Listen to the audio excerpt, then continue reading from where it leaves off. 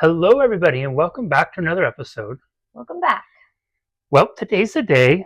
Amanda promised us in one of the last videos that she was going to put some thought into what she wanted to do with the rest of her life because, as she spoke up to in that video, that it was one of the sources of her depressive episodes or moments she's had is mourning the life she thought she was going to live.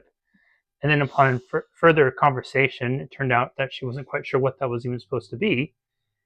And she had said that she would put some thought into it and give us some updates on that. So, Amanda, where are we with it? I've given zero thoughts on it. So it has been a week. I would love to be able to say that like I'm so busy. So I haven't really thought too much about it. The only thing that I really need to dial down is like an active working schedule of like workouts, meditation, Oh, red light therapy. Where have you heard that before? Anyone but you.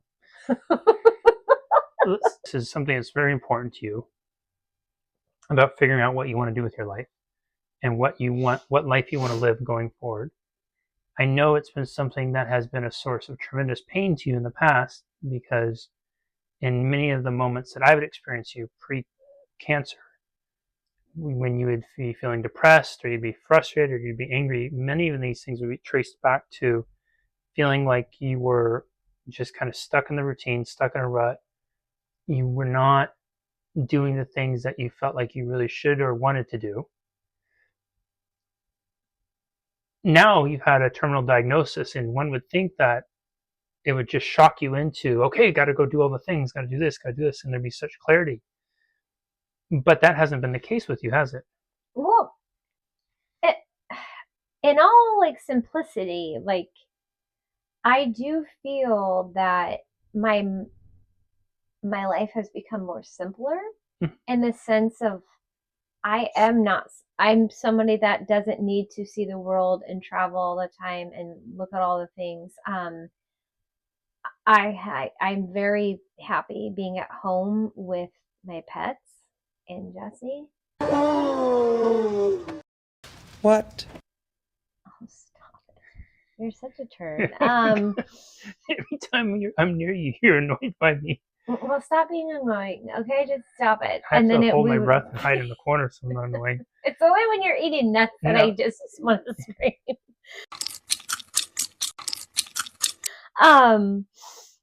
So I think that my life has been like not whittled down, but it's been simplified. Like I just really like hanging out with the people who I want to hang out with and spending time with like friends and family and the animals. So like that in itself, like I don't feel if I was to like pass away tomorrow, like, oh, I didn't go to wherever. Yeah, you don't have that regret. I have no regrets on like not buying the car, not getting the house, like there's especially financial things.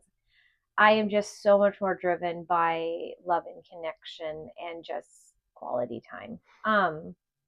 So that being said, I need to schedule more quality time with like friends and family.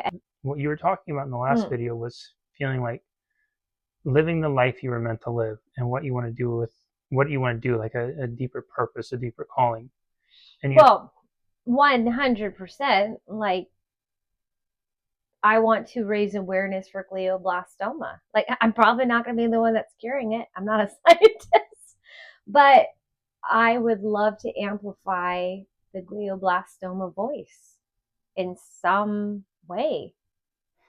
What's interesting with this, Amanda, is when you just in sitting here, you always, when we have these conversations, when you allow yourself to, because usually you're very resistant to them when I ask. Because you're talking. Exactly.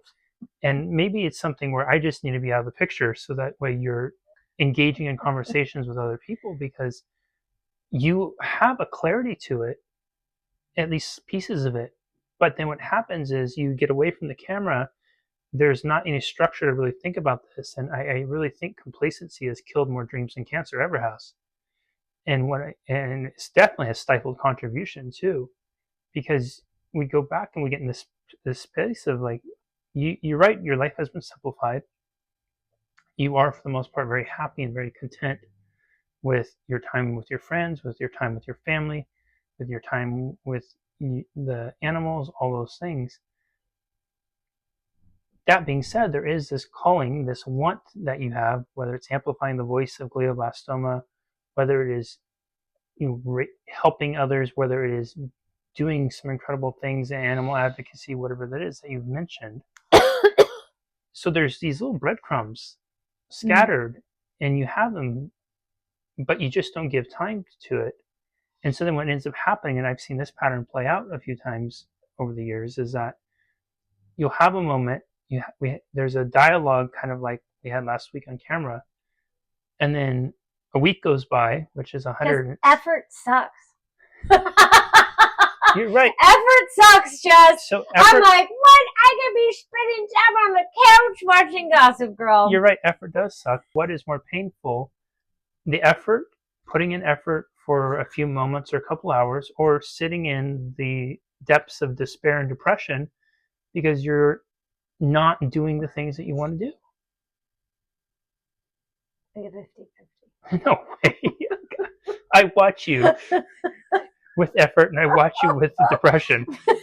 There's such bullshit. You have told a lot of fibs on this and some tall tales. That might be your tallest of tall tales. You know what? I'm channeling my inner Johnny Aspera.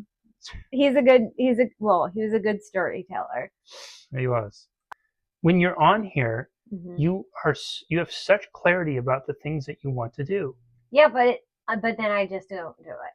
We would all like to think that maybe if something happened where we had a terminal diagnosis like you, it would shock us into, holy shit, we got to do these things. And while you are completely content with most of your life, which is a beautiful thing, you know how you want to spend most of your time, there's also this part of you that yearns and wants for more. You want to amplify the voice in glioblastoma. You want to do things for animal advocacy. At least that's what you've told me. You want to be, help people and whatever that looks like. And so you'll talk about it on here with clarity. It's like almost when you get in front of the camera and you're talking to whomever's listening, you give yourself permission to actually speak to what your dreams and your deeper callings are. But then when you turn the camera off, it's time to go back on the couch. It's time to go back on the couch. We're already on the couch, though. And you'll stay there until it gets the next day that we have to film something. Until the next time you get really sad and depressed, and the pattern continues.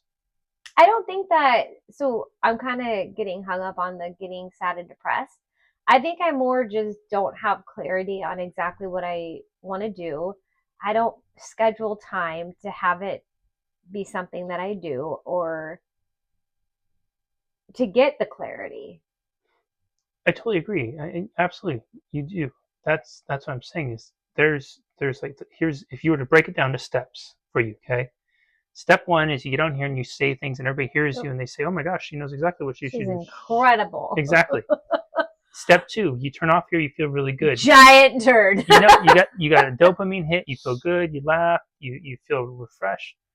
Step three, life happens, carries on, comfortable, complacent, comfortable doing things. Step four, more time goes by, and then eventually it gets to step 5, 6, which is this time has been by. Now you're finding yourself in this place where you're in this reflective space of, gosh, I haven't lived the life I want to live. I want to do these things. If one of those steps were to be step 1, do the video, step 2, make time for doing this. That's the thing. I'm not making time, and I have nothing but time. So I don't know what my problem is. But you don't though, and that's my point is you don't have nothing but time. None of us have nothing but time.